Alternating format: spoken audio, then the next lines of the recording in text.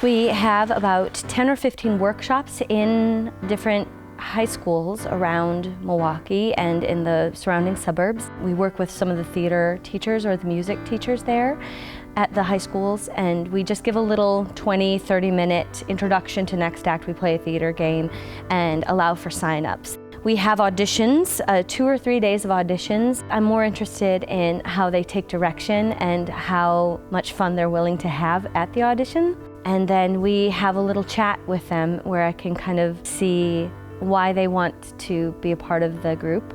My friend was like, Charlotte, you gotta do this. And I was like, yeah, you gotta do it too though. Like, I'm not gonna do it alone. I mean, I chickened out of doing first stage. So I'm excited that I got a second chance, like come and actually do it. This year in particular, I have some kids that have never auditioned for anything before in their lives. They don't have a theater program at their schools, but I'm interested in their willingness to try and their willingness to be a part of this big, intense collaborative process. Yeah, somebody came from here to my school.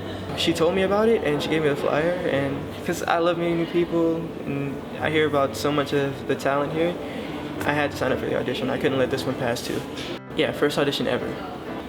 It felt like as if I left the form of doing something that I'm supposed to do to it becoming something fun. It's like people want you to just go to school, get good grades, be in clubs, don't mess with the drugs. What I'm looking for most is not ability or experience, but a willingness to commit 100% to the collaborative process. About 5 weeks later, we start class. The first week is a lot of skills and drills and just getting us all on the same vocabulary for dance, for movement, for voice, for just basic being on stage.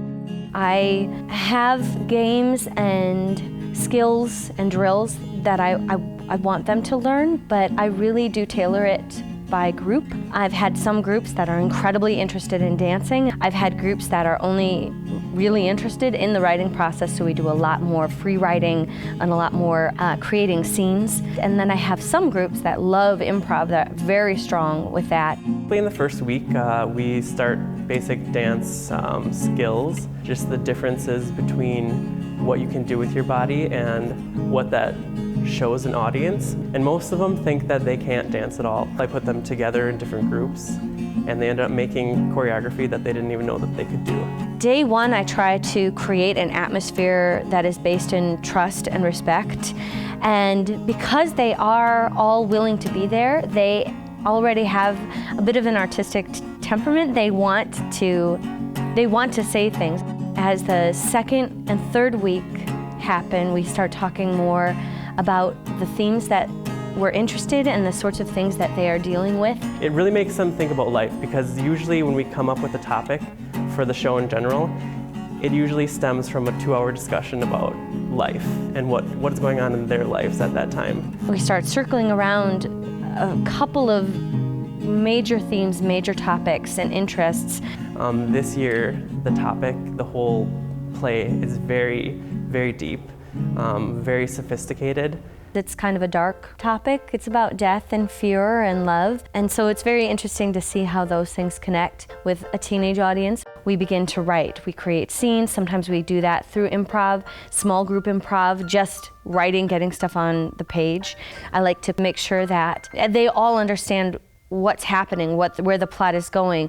Then it's a little easier for them to say, okay, this was a good idea, but I have to let it go. We talk about being open to many ideas, to constructive criticism, and I'm always impressed and pleased by how willing and humble they are to let go of something I know they've worked very hard on. It's evolved in the 8 years that I've been here, and now I like it to be just almost entirely from the kids. I like that they come up with the theme and the characters, and that they do 99.9% of the writing. Fifth week is a rehearsal week, and that fifth week we create more dances, more music. We start setting the music. Some of the kids who play instruments will lay down some instrumental track. They have a full script and they have their casting, and then that 6th week is the tour.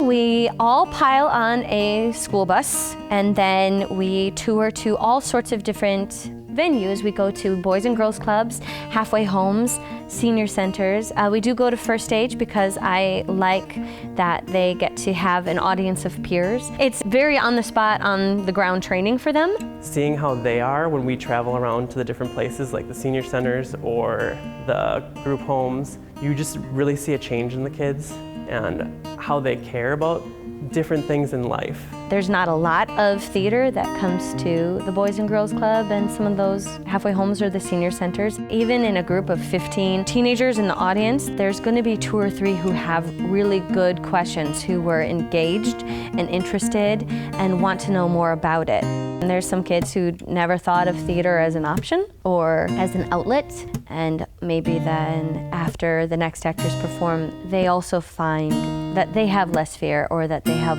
more of a willingness and a desire to talk about the things that are happening in their lives through art. Time's up. Back to work. On Saturday, after our tour, we have the benefit performance. It is in the Next Act Theater space, so we have lights and sound, and the audience is full of the kids' friends and family. That feels very exciting and important. I vow to keep your life exciting and colorful. This program is funded just by generous donors and sponsors, and then by this benefit performance. Maybe it's not now, but give me time to gather strength. The fact that it's free to the students, it gives them this opportunity to learn from professionals in the area, opportunities that these kids would never get. It's amazing to me what this program does for them. I'm trying to help you. I don't need your help. Why don't you just go? Even the very close family and friends of these kids are often surprised and pleased by the sophistication of thought and theme, and how much obvious work has gone into this process. I think it's pride-making for everyone involved. I have to get them love. They can't die without love. To see how much they have learned and how much they've learned from each other and the connections they've built, and not just learning about theater, but learning skills about life as well. We welcome you here. My main goal, and I'm not secretive about it with them, is for them to build community and empathy. And some of these kids come from completely different socioeconomic backgrounds, from different places. They really develop a lovely sense of community. Just entirely change how fearful they are about being open with other people. They're just a little more willing to make friends with people they thought might never understand them, or that they thought they might never understand. Then it's watching their bravery and their willingness to try things and just be completely bold and fail mightily is inspiring for me and the rest of my life. Don't forget, I'll always love you. I won't.